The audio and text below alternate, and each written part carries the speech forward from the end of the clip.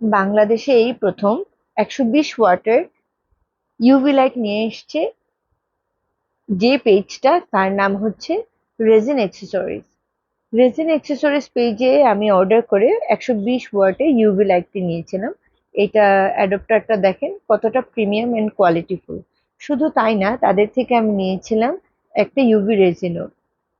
আর এই ইপোক কালারটা আমি নিয়েছি গেট গুডস বিডি পেজ থেকে। চলুন শুরু করা যাক জুয়েলারি বানানো। আসসালামু আলাইকুম এভরিওয়ান, আমি ওয়ালিদা। আমি আজকে কাজ করব ইউভি রেজিন দিয়ে কিভাবে জুয়েলারি বানানো যায়। প্রথমে আমি ইপোক কালারটাকে ভালো করে নেড়ে নিলাম, কারণ এই কালারটা একদম অল্প পরিমাণ লাগে। নেওয়ার পরে আমি হচ্ছে ইউভি রেজিনের মধ্যে কালারটা ভালো করে মিক্স করে নিলাম।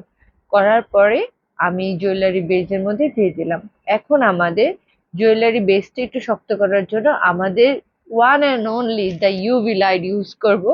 এখানে আমি 30 সেকেন্ড দিয়েছি। 30 সেকেন্ডের পরে যখন আমি বেসটা দিলাম, বেসটা একদম শক্ত হয়ে গিয়েছে। এরপরে একটু চাঙ্কি গ্লিটার ইউজ করে আমি এটার উপরে ফ্লাওয়ার্স গুলি সেট করলাম, যে কখন কোন প্যানেলে কোন সেটিং এ আমি ফ্লাওয়ার্স গুলো দিব। দেওয়ার পরে আবার ফাইনালি ইউভি রেজিনের আরেকটা লেয়ার ইউজ করছি।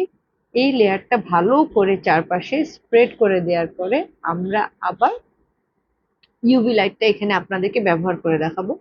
ইউভি লাইটটা ব্যবহারের সবচেয়ে সুবিধা হচ্ছে খুব ফাস্ট এটা কিওর করে ফেলে।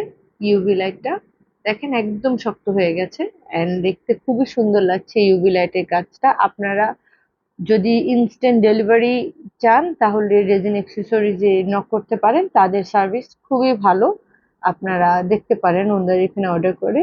এই যে ফাইনালি আমার ঝুমকোগুলো রেডি। আমি ইউভি লাইট আর রেজিন কেনার পরে আমি এত খুশি হয়ে গিয়েছি যে ওইটা মানে ওইটা ব্যবহার করার জন্যই মূলত আমি এই ঝুমকোগুলো বানালাম। ঝুমকো বানানোর জন্য ওগুলো কিনিনি, ওইটা কিনেছি দেখে আমি ঝুমকো বানালাম। এমন একটা অবস্থা আমার। যাই হোক, কেমন লাগলো ঝুমকোগুলো জানাবেন। আসসালামু আলাইকুম, ভালো থাকবেন সবাই।